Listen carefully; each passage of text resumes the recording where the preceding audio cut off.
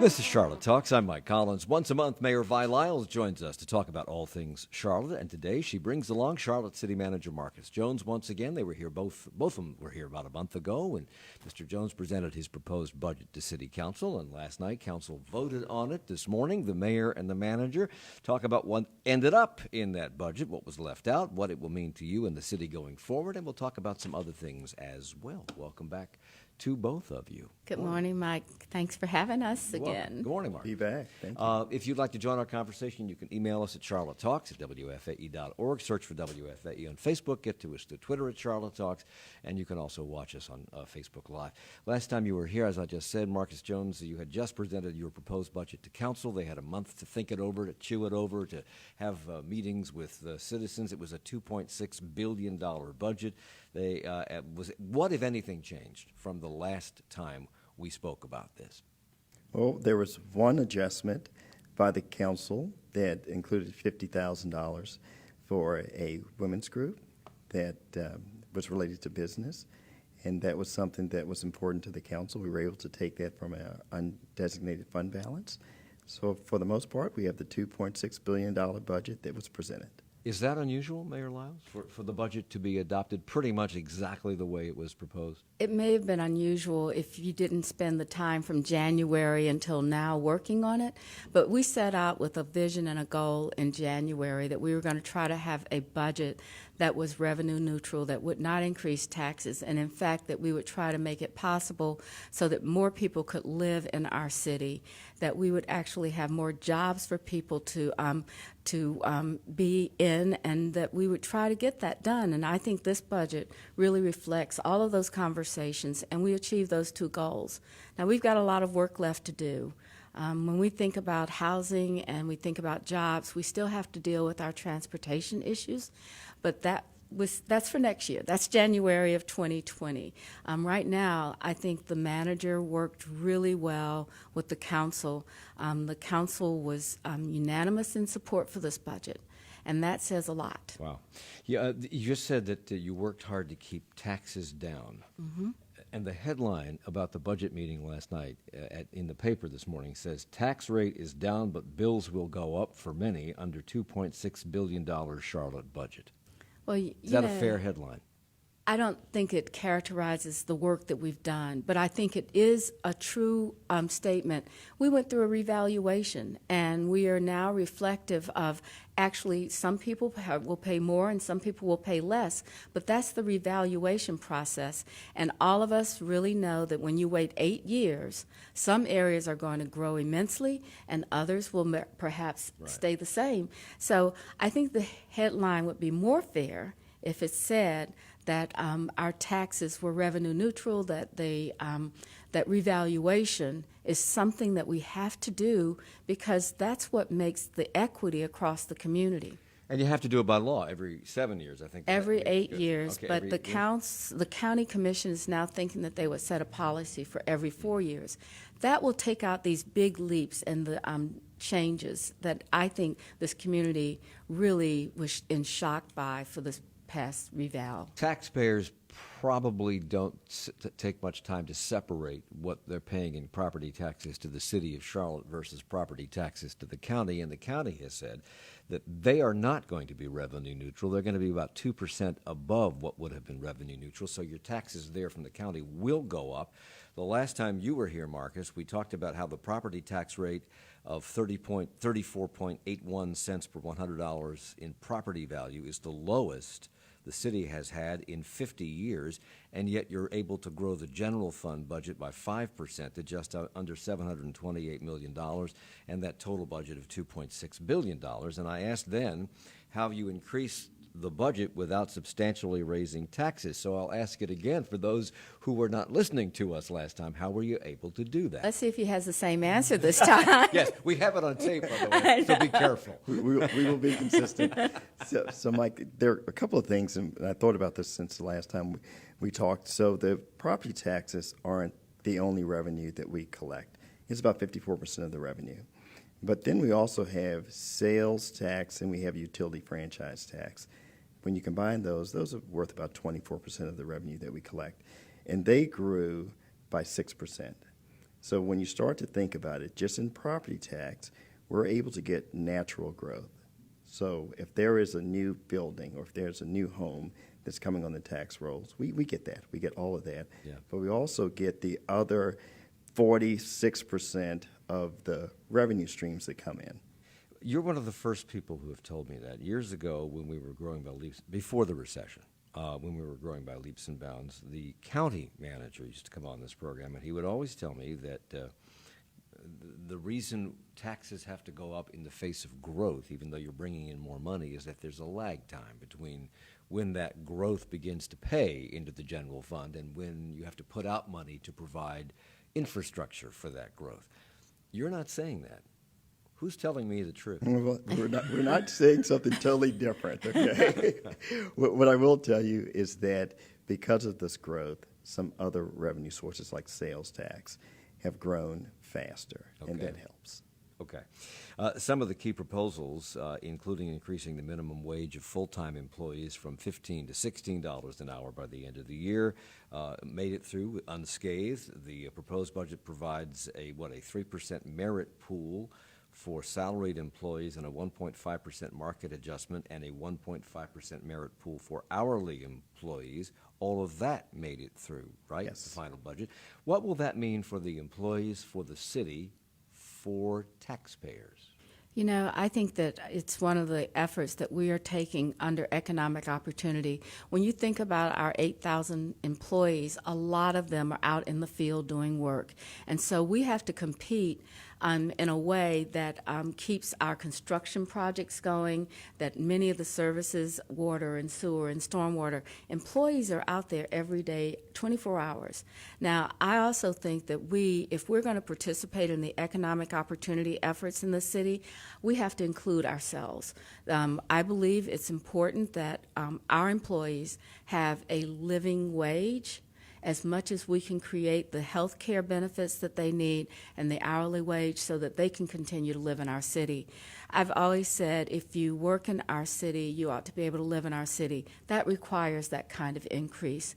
And we look at that seriously because we have to set a standard. I think about our health care institutions, they're doing this. I think that you'll see a lot of changes in what's going on across, even in, think about how the banks are participating. We have actually said, let's try to make it possible so that people that have actually voted and supported us over the years for all of our bonds, paid their taxes, hung in here through the recession, let's make it possible for them to participate in this boom time. Is that why you said, I think it was last night, that I think we are really in a great place to begin to think about how we can make sure Charlotte is actually a city where everyone can live, where we can make sure they have work and jobs to do, and know that we're going to work on transportation so they can get to and from these positions? Is that part of that? That's my message to the city. I truly have a belief that we have to have diversity, and that's diversity in everything. If we had a city filled with people making six figures of income, I think we'd be pretty boring sometimes. And what we see across this community is we have from the cultural community, our artists, our writers, the people that want to work in that area, as well as those folks that have to come in every day and they're making an hourly wage. They're taking care of us. I mean, you think about our nursing, our LPN nurses. You think about the people in our restaurants. We need them, and we need them to be able to live in our city because we can't bill transportation efforts. There are cities that actually have to buy a bus system to get their employees to work. Now, that's just increasing the cost. The money's going to come one way or the other. And I believe that Charlotte can be a national example for people to be able to afford to live here and to maintain our efforts around having this community grow with diversity of income and wealth. Well, you've worked in other cities, Marcus. When you hear a mayor talk like this, and maybe they talk like this where you came from, was it Norfolk or Hampton Roads? Hampton Roads, Hampton yes. Roads. I'm not sure what their policy was, but when you hear a mayor talk like that, does that make your job easier or more difficult? It makes it more exciting. So as a team, I can tell you at 10:30 today, we're going to go back to the office, and there's about 20 people who don't know why they're going to be in my office, but it's coffee, tea, and creativity. You know they can hear this. Yeah, well, no, it's out now. The cat's out the bag.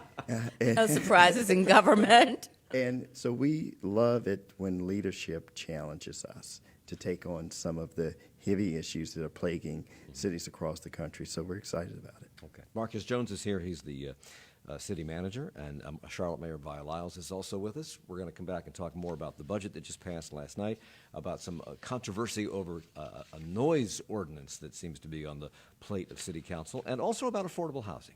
We'll talk about all of that and more as Charlotte talks on WFAE. Morningstar Marinas, one's gateway to Lake Norman with locations on the north and south ends of the lake, offering full-service wet and dry boat storage, fuel, boat rentals, and more. MorningstarMarinas.com. And from Levine Cancer Institute, part of Atrium Health, dedicated to bringing care and treatments to the Carolinas, offering access to current clinical trials and 200 cancer doctors at more than 25 locations. Atrium Health.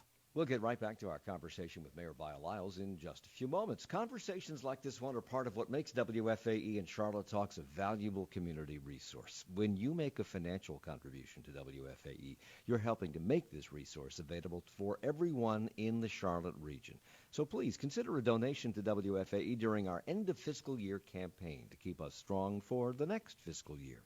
Call 704-549-9000 or pledge online at WFAE.org. Thanks, Mike. 704-549-9000 is indeed that phone number, WFAE.org. We're working towards a $1,500 goal for this hour of Charlotte Talks as we listen in to Mike in conversation with Mayor Vi Lyles, talking about the city's budget, talking to you a little bit about WFAE's budget. We're coming to the end of our 2019 fiscal year on June 30th, just a few days to raise as much money as we can to close the books on this fiscal year successfully, but more importantly, to ensure our financial stability as we go into our 2020 fiscal year. My name is Jeff Bundy. I'm here in the studio with Steve Harrison. I mentioned we're working towards a $1,500 goal. Steve, thanks to some good people who have already contributed, we're now down to needing just $912. Can you contribute a portion of that now at 704-549-9000 or at WFAE.org? And Jeff, I think one thing that's important to talk about is that we mentioned the website, WFAE.org, is a place to give money, which it is. But this station has also invested heavily in building the website up for a 24/7 news operation where you can get things all the time. This show, Charlotte Talks, you'll be able to listen to it on the site forever. And there is no paywall. You can go as much as you want. But, of course, because there's no paywall, you have to give to make that possible. And you can do that by the phone, 704-549-9000, right, or back to the website, WFAE.org. Well, you don't have to give to have this stuff. A lot of people don't give. But, I would argue, Steve, that at a time when more and more people are relying on WFAE, more and more people are dealing with the challenges of more partisan news services around the world, we need more support than ever before. And also on that website, in addition to all of those news stories, in addition to all of the shows that are there paywall free, you can see the rules that we have for a raffle we've got going on. A contribution of any amount right now would entitle you to 4 raffle entries for the chance to win a $2,000 Lowe's gift card. You can check out, again, all the rules on that. You can make your contribution. You can see all of those news stories, have access to all of the great public radio programs that you love through our website, WFAE.org. And in addition to the Lowe's raffle, there is tons of other stuff that you can get by giving. The Public Radio Nerd T-shirt for $20 a month, tote bag, mug. There are tons of thank you gifts. So please give. And looks like we've got new donations from Mark, Rob, and Lynn. Thank you very much. And again, if you want to give, you can call 704-549-9000 or go to WFAE.org. Going back to Charlotte Talks here in just a few moments, hoping that we can count on you for a phone call. Will you be the first phone call of this fundraising break at 704-549-9000? Working again towards a $1,500 goal. Your contribution of $20 per month to get the tickets we've got to see David Sedaris would be very much appreciated. Maybe you can do $7.50 per month. We'd love to send you 2 tickets to see Mike Collins when he performs in Charlotte Squawks on June 30th. We've also got tickets to the Daniel Stowe Botanical Garden, a 4-pack of tickets to visit the Daniel Stowe Botanical Gardens for a contribution of just $10 per month.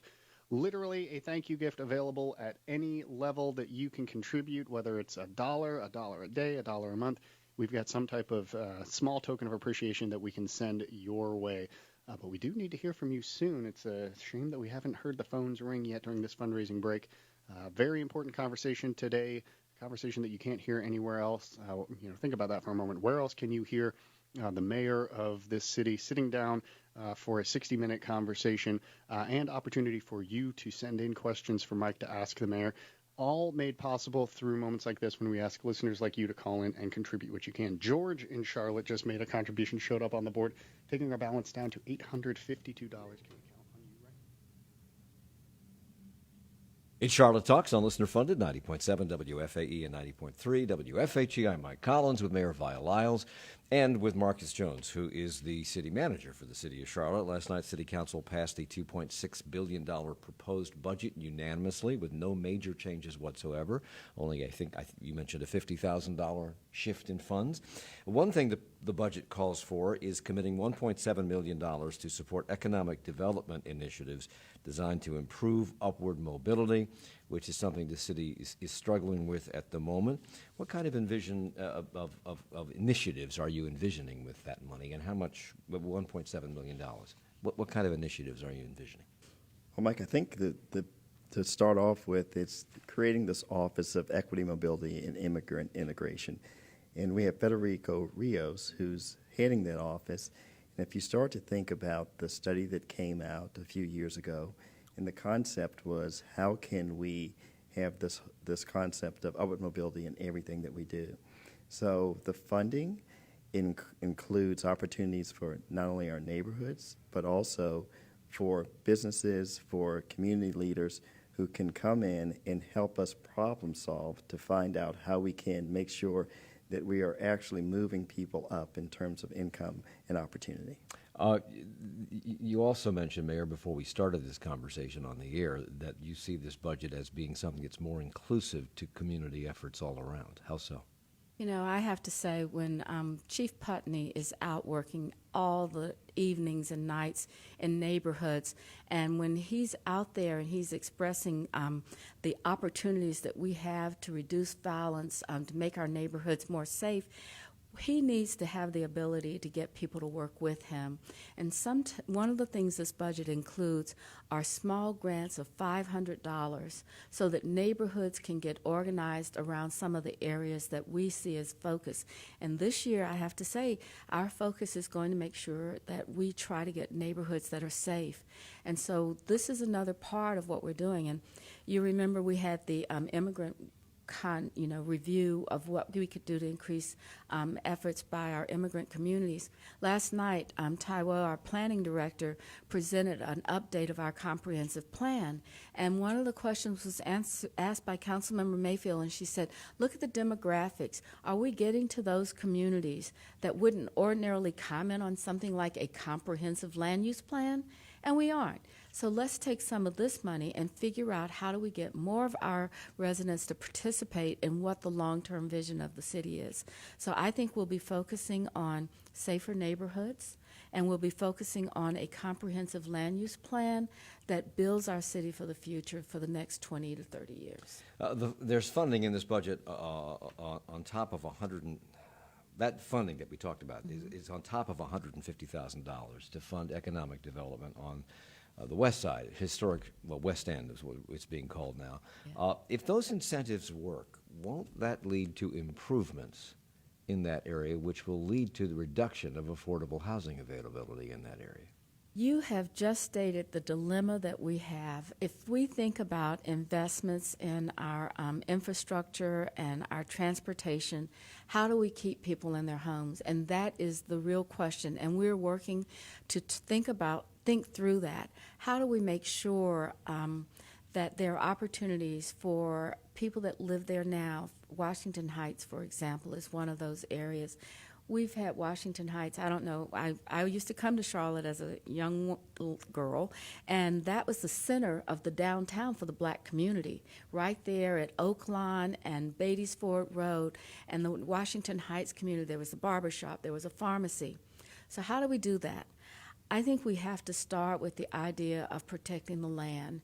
We've asked our staff to look at land banks and land trusts, because if we can control the the land there, then perhaps we can keep more people in place. And I want to see McCrory Heights and Dale Brook You know, people talk about Pop Miller, his home there. We talk about the people that lived and made the city what it is today through a very tough time of segregation moving towards integration.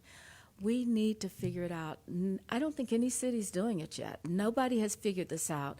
But I believe in our strength and our tenacity and our commitment with some creativity that we can do something differently.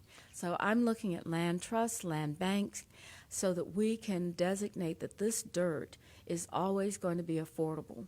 Now that means the house can be different, but the dirt has to be a place that people can remain and build something that they can live in those communities.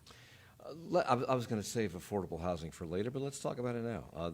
The budget provides reserve capacity. I'm not sure what this means, so I'm going to ask you to explain it to me. Reserve capacity for a $25 million 2020 housing bond. That's on top of a $50 million bond passed last November, and if I read this correctly, and I may not have, in 2020, it'll be a $50 million bond again. Is that right? What's the $25 million reserve? So absolutely. So, Mike, before the 2018 bond, the bonds for affordable housing, the Housing Trust Fund, were $15 million every 2 years. So when the council and the community approved the $50 million bond in 2018, that was something that never happened before. Mm-hmm. And the private sector and the philanthropic community came in and matched that with another 50. But in the budget that was passed last year, for the 2020 bond, it was only $25 million for the Housing Trust Fund. With new capacity, we're able to, in the budget that was passed last night, match the 2018 bond with another $50 million bond in 2020. I think I understood that. I'm not sure. So we're going to have another referendum next year for $50 million to continue to work on our efforts on affordable housing. Explain to people how that's paid for. We keep saying, okay, to these $50 million bonds. The taxpayers passed it, pretty much, not overwhelmingly said yes to this. The bill comes due at some point. So how do we pay for all this? So I have to say Charlotte has some of the best financial planning models that we have, and what we look at is what can we afford. And so when we say we're going to do $50 million, it means we're going to do it without any tax increase based on the revenue stream that we have. So the current tax rate includes paying the mortgage. It's not that hard. When you think about it, you know, you've got to either pay your mortgage or your rent. And so that's one of the things that you have to remember, that when you have that incoming revenue, the first thing you pay off are your debts. So if you didn't incur this debt, if we never passed those bonds, we'd have $50 million sitting there to do something else with it? You'd have the payment that you would have on a monthly or annual basis sitting there, and that would be able to be used someplace else. That's right. And how much is that on an annual basis? Now, you're asking the mayor how much the mortgage payment is on a $50 million bond. I do not know. I'll look over here to Mark. Okay. You know? Well, let's look at it differently. We have the capacity to have $223 million of bonding every 2 years for the foreseeable future. Okay, so we don't really feel it because we planned for it. We planned for it, absolutely. Absolutely. We have this $50 million bond referendum was approved in November. An additional $50 million was pledged at the time, I believe, from the private sector, sources including Bank of America and Ally Financial and Barings. They pledged a combined $70 million. Wells Fargo, I think, kicked in $5 million. BB&T, SunTrust, and the SunTrust Foundation agreed to give $10 million. They committed to around $20 million in below-market rate loans as well. And recently, Fifth Third Bank and Atrium Healthcare pledged $10 million each for affordable housing.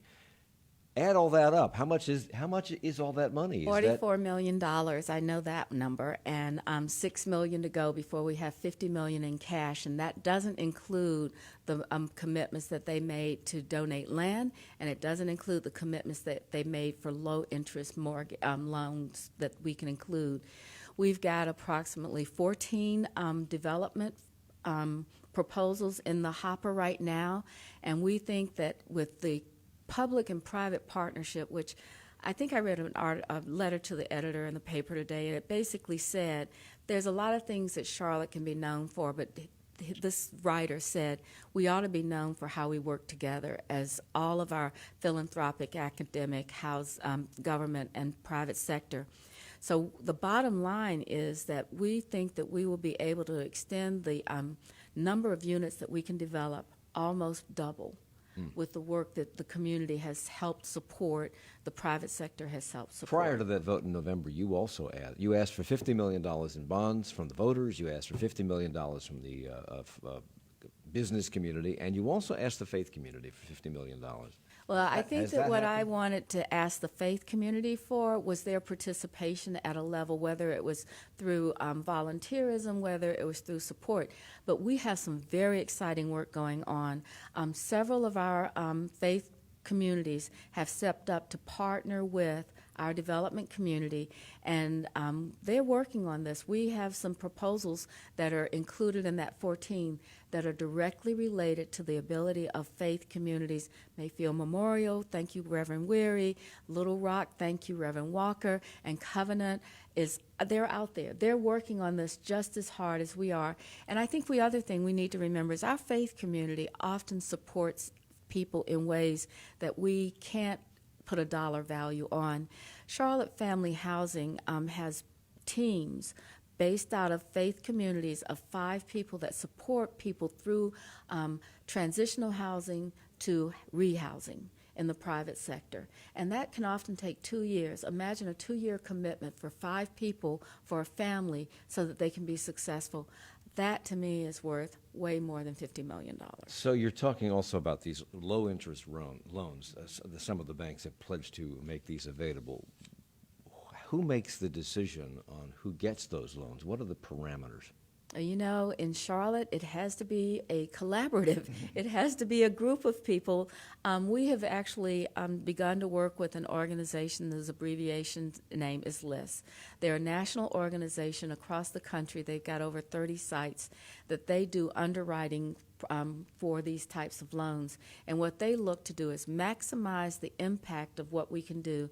So is it a partial loan from a bank, or is it more money from the city's bonds? They put that all together. It's like a big puzzle piece with dollar signs, and they give us the best package for the maximum impact, and they're doing that with us now. So we have $100 million available to us now, give or take $6 million. You're going to ask for $50 million in the next election cycle. That's $150 million if they say yes to those bonds, and I'm sure you'll be asking for more money from the business community at the time. Let's hope When so. is enough enough? How do we know when we've reached enough money to take care of the need? Well, we know the need is greater than what we've ever done. We're getting into this at a time that the need was over 24,000 units. So we've got a lot of work to do. And also, the first thing I want to say is we are doing new construction and development now. We're going to also try to acquire opportunities to rehab existing units and keep the rents affordable.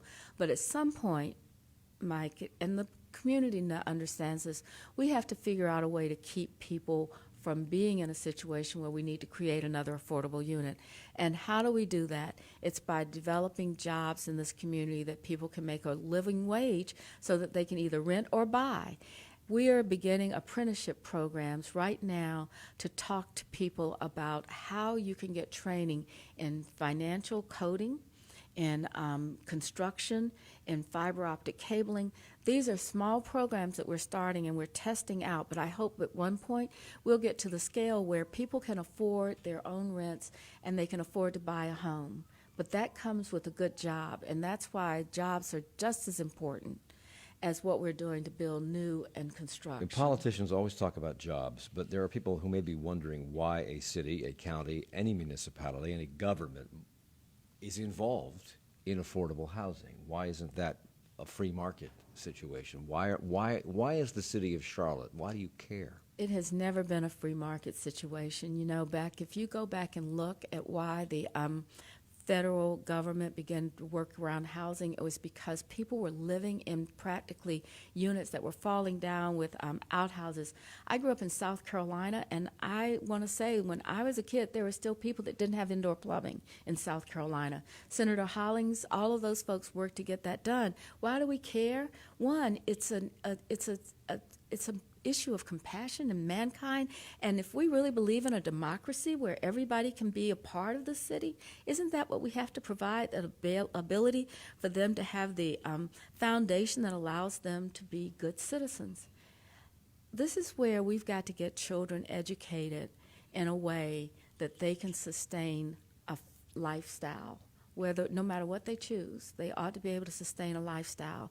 And I don't know any other country in this nation or this global world that we live in that has the hopes and aspirations of our country, our city. I have to take a break, but I have to ask this question before we go to the break, and that is this.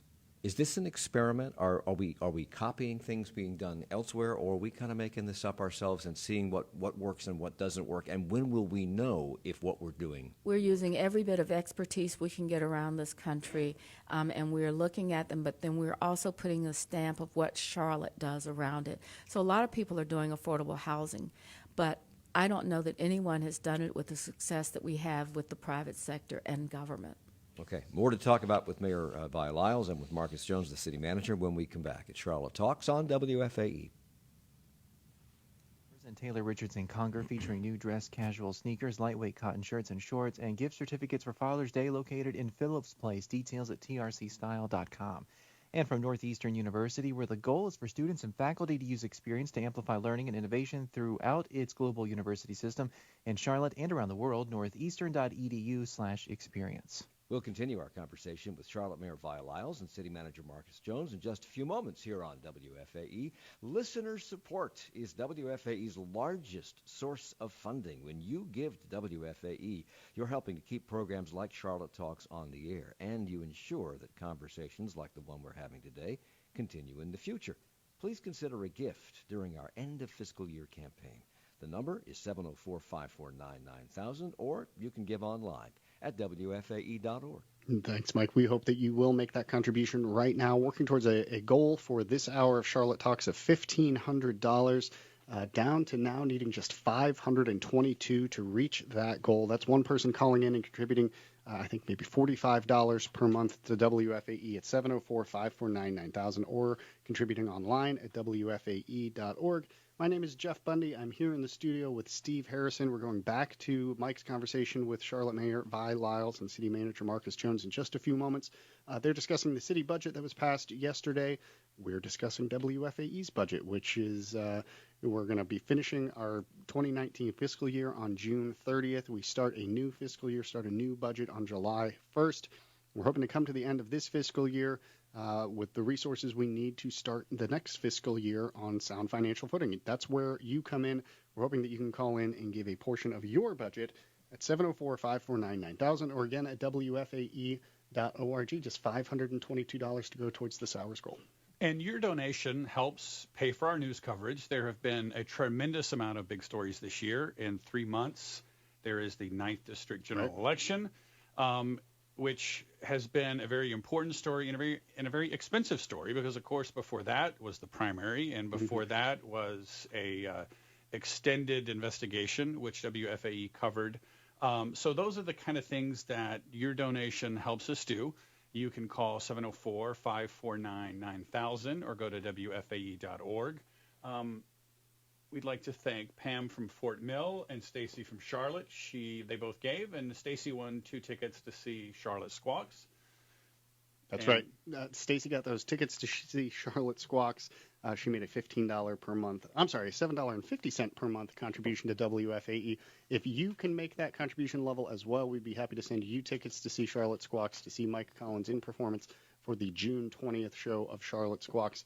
Give us a call now. Contribute what you can at 704-549-9000 or give at WFAE.org. In addition to tickets to see Charlotte Squawks, we've got 4 packs of tickets to the Daniel Stowe Botanical Garden. You can get 4 tickets to the garden for just $10 per month. If you can be a little more generous and you're available on December 2nd, contribute $20 per month and we'll send you a pair of tickets to see David Sedaris when he is in town.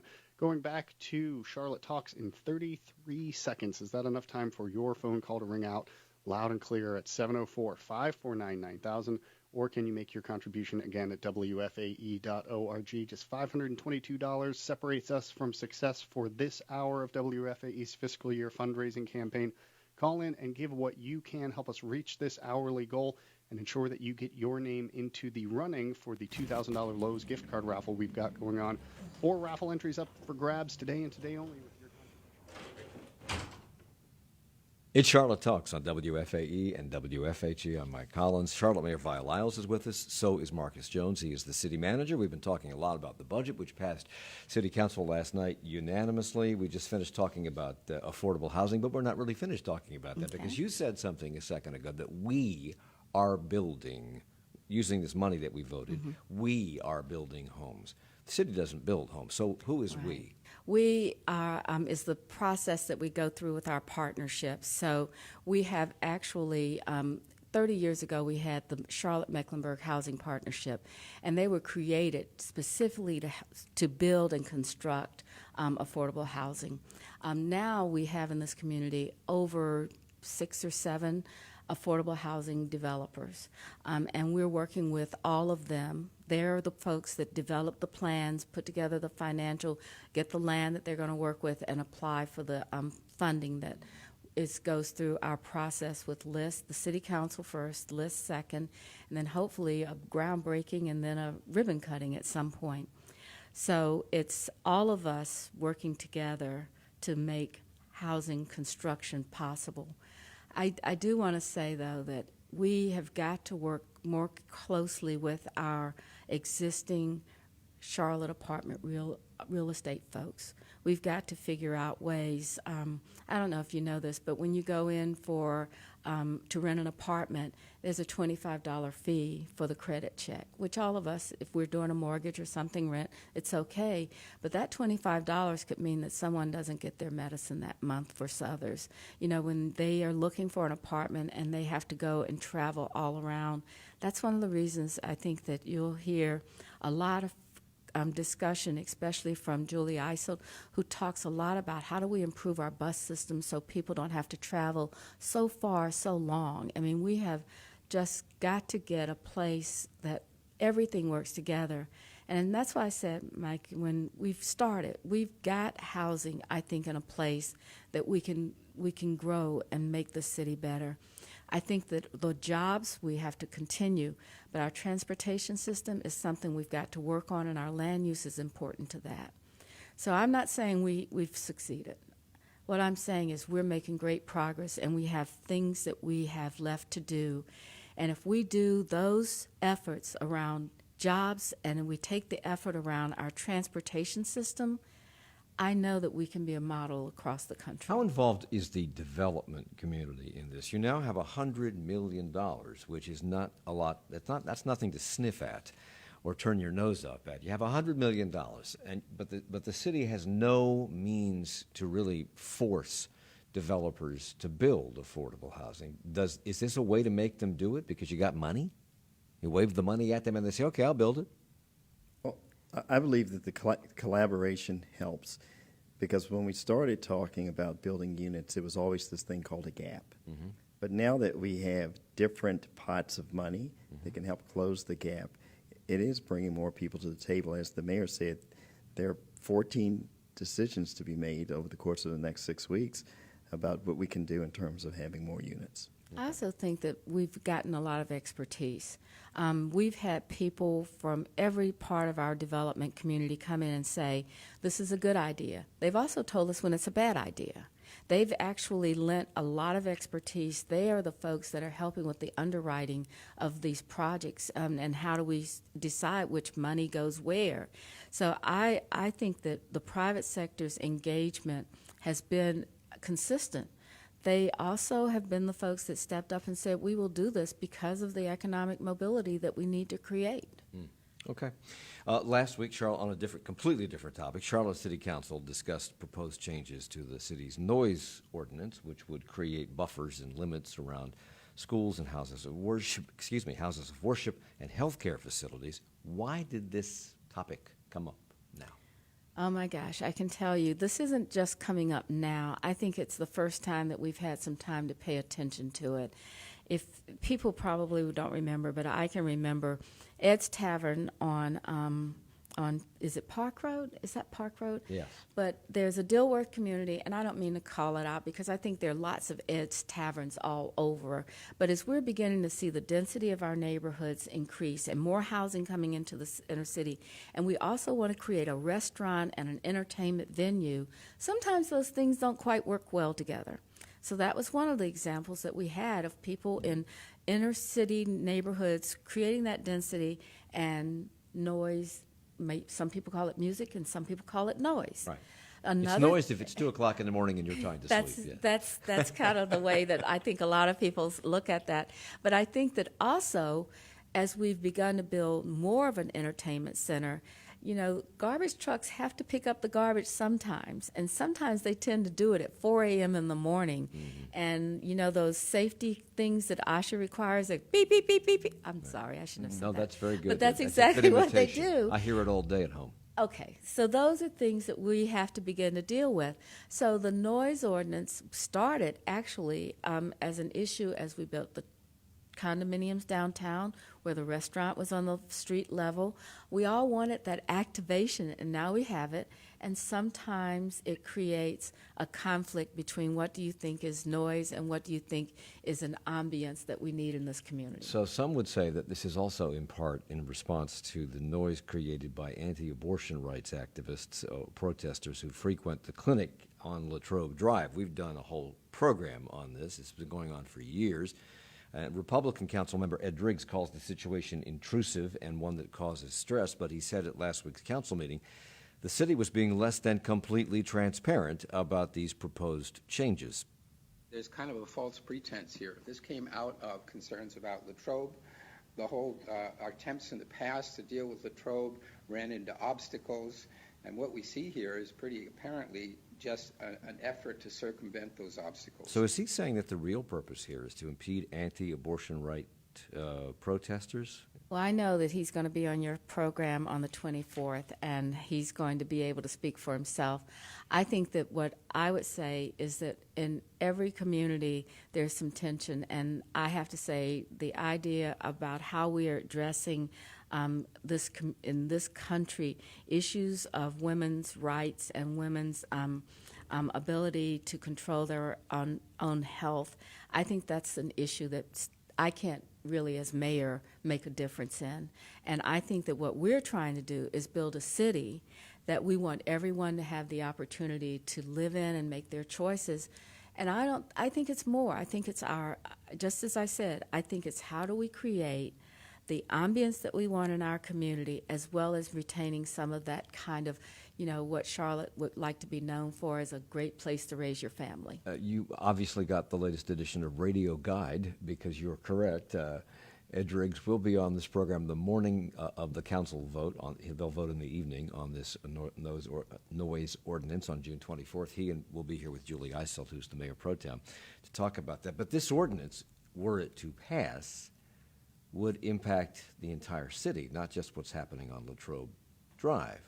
Right. It's really around, I think, the land uses for our entertainment in our neighborhoods. I think it's about how do we conduct business where people are delivering things and picking up things in the hours of the morning for businesses to be successful to operate. So I think it's a lot of things, and I hope that we'll hear from all of the community, not just, one segment of it. I think there's an opportunity here to try to get this right. There are other communities where, at 11 o'clock, it gets quiet in a city, no matter what. And so I think this is something that we have to deal with. But aren't there restrictions right now without this noise ordinance passing? Aren't there restrictions in terms of when these trucks can start backing up and beep, beep, beeping, and when garbage can be picked up and clacked and grinded and... So, Mike, this is where I love the idea that, because Ground, I think you have to have a good process to do anything. Yeah. And so we may have some things on the book, but were they working? No, the question is, are they being enforced, and what are the penalties? And are they? I think that's one of the issues. Our ordinance was perhaps a little bit like aspirational, but when we have this noise ordinance, one of the very first questions that was asked, how would the enforcement act so that there's a standard, an operating procedure that's consistently done. So it's no good to have something and say you have a law or something in place and not enforce it. So the time that's been taken for this ordinance to be written includes the time to actually test out what it means and to make sure our enforcement policies are standardized for both our CMPD as well as our code officers. Really important. How would you describe this problem? Is this an urgent problem, or a lot of people clamoring about this problem? Is this being driven by a small sector of the population? I mean, how would you describe it? It certainly is something that we continuously hear from. You know, when Park Road Shopping Center changed and it's now kind of at the back part of it, a really big entertainment venue, Right. You know, there's some very nice townhouses, affordable townhouses behind Park Road Shopping Center. Those are the things that, you know, we sometimes have to do a couple of things right. Be consistent with the services that we give to our residents. And what we're trying to do is take away some of those things that stand in the way of having great neighborhoods and great opportunities. So when I think about this ordinance, of course we're working harder on housing, of course we're working harder on jobs, all of those things, because they're really the things for the future. But we also have to make sure garbage gets picked up, that when you call a police officer, that they can respond in time, and that they know what they're supposed to do when that call comes in. So that's just the basics of government. What's that got to do with noise? What is police response? Noise is just police enforce our noise ordinance. Okay. And that's why it's important that they know what the rules are, they know how they're going to operate. So, in the time we have remaining, there is a new, and I'm not sure who these people are. I looked them up on the internet yesterday, but it was kind of vague. There's an organization called Forward Charlotte, and they've conducted a poll recently that showed that you have a 51% approval rating in the city. You sure it's just 51? I thought it was a little bit Well, higher. it could be higher, but that's what I read.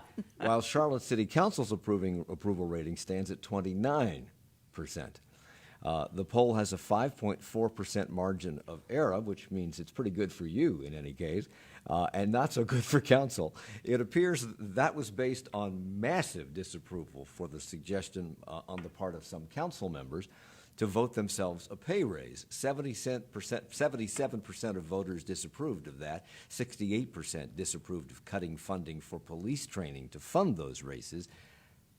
That didn't happen. The council decided that was a bad idea for that very reason, I suppose. Is this a temporary blip, you think? No, I don't think it's a temporary blip. I would love to have me have a big leap in a blip, but I think there's some valid concerns about how we're growing as a city and how we govern. I believe strongly in the council manager form of government. I think it's appropriate. I think it keeps us clean. And it keeps us in legal in ways that perhaps other communities have had a little bit of problem with strong mayor governments. But this is what I would say. Our community, our citizens should decide how we govern. I would hope that if this community feels like I should be the next mayor of the city, that we would actually have a group of people that would come in and say, we need some changes. How do we do this Well, you're best? going to get a new group of people coming in because you've got several council members not running for re-election. Justin Harlow from District 2 wants to devote more time to his dental practice. District 4's Greg Phipps has decided not to run. District 3 will have a new representative because Luana Mayfield has decided to run at large. We have a UNC Charlotte student running for one of those districts. How might these exits or changes on council change city government? Well, 18 months ago, we had 5 new people, Right. and I think we're humming along on our big issues, and we've come to a place where the council really is working cohesively together. No council is going to be perfect. Everything's not going to be, but we have really good discussions, and everybody has an opportunity to put something on the table. If we get new people, I expect that same caliber of professionalism and commitment of service. Final question. This comes in an email from Kirby. Should Patrick Cannon, former Mayor Patrick Cannon, run for office this year? I think Patrick Cannon has to make that decision. That's not a Vi Lyles decision. Good answer. Mayor Vi Lyles has joined us for the hour along with City Manager Marcus Jones. Thank you both for being here. I appreciate it. Thank you so much, Mike.